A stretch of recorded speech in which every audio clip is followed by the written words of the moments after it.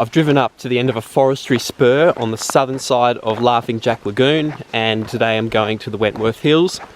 The Ables book says you drive to Laughing Jack Lagoon, but I've managed to follow a forestry spur along the southern side a bit further, so hopefully that cuts off.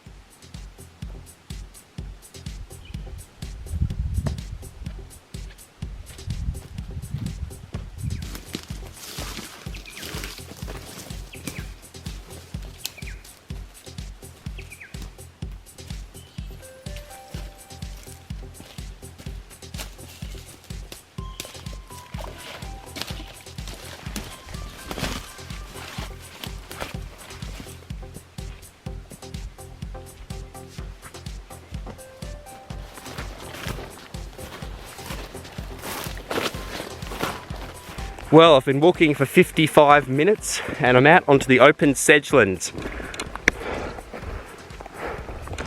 I'll tell you what, that climb was actually quite easy. I mean, relatively speaking, it was still off-track scrub bashing, but I was expecting it to be a lot tougher work than that, and yet I barely got on my hands on these at all. I was able to sort of stay standing 99% of the time.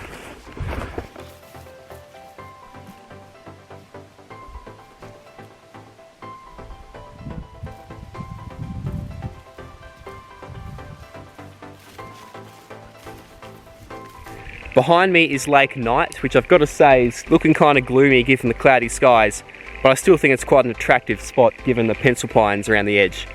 And interestingly, there's actually a sign right here, and it talks about how this is one of the few lakes in Tasmania which is home to the Clarence galaxius. So basically it's an endangered species listed under both federal and state legislation, and it's threatened by the brown trout, which is an invasive species and can kill this Clarence galaxius. The site is being monitored apparently according to that sign, but I wonder what the odds are of me seeing one. Probably pretty unlikely, to be honest, but I tell you what I can see from here is the trig station up there.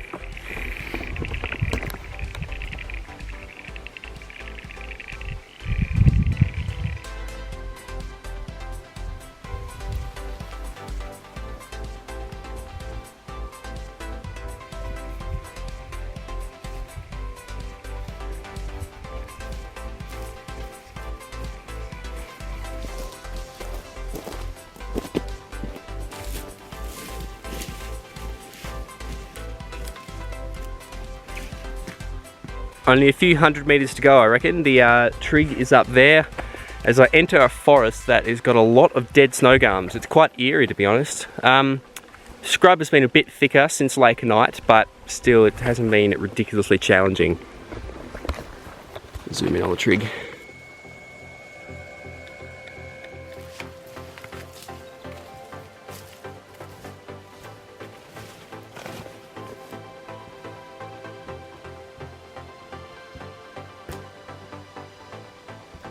2 hours and 20 minutes of walking has led me to the summit of my 79th Able, which is the one I'm on right now, Wentworth Hills. So that's pretty cool. It means I'm halfway through the list of Ables. But anyway, let's get into the views because they're really spectacular. Up to the north you can see Lake St Clair and Mount Olympus, along with Mount Gould and the Duquesne Range. Mount Pelee East and Cathedral Mountain are across there too. And now we go across to the walls of Jerusalem in that direction. And then out that way, possibly Ironstone Mountain, possibly Sandbanks Tier. And over there are a lot of wind turbines. That's Table Mountain. And now starting to look southwards, you can see Mount Wellington and the Wellington Range way off in the distance. And now that way is Mount Field National Park. You can just make out Mount Field West, that one there. And these two are Mount Shakespeare and Wilds Craig.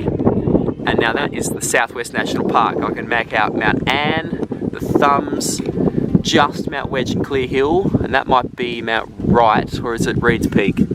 I'm not sure. But that's Mount Hobhouse, and that would be the Spires and all the Denison Range.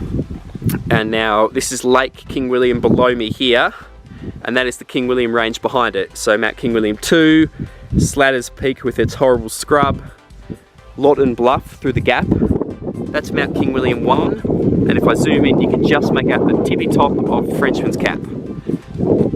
Keep going, and that might be through the West Coast Range. That's Mount Gell or Mount Gel. Mount Rufus, and then I'm back around to Mount Byron and Mount Olympus. Extraordinary views, and I think I might have some lunch.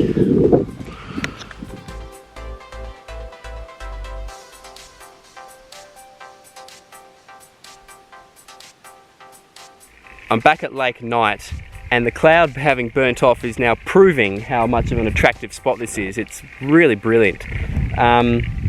But look, the walk has been brilliant as well. Yes, the scrub has been a little frustrating at times, but compared to other walks I've done and to what I was expecting, you know, it's been fine, really. Next week I'm going to Sydney for a few days ahead of a family thing, and I'm going to do some walks there, and I'll probably film them. So that's something new for the channel, you know, something outside of Tasmania. Yeah, I'll see you next video.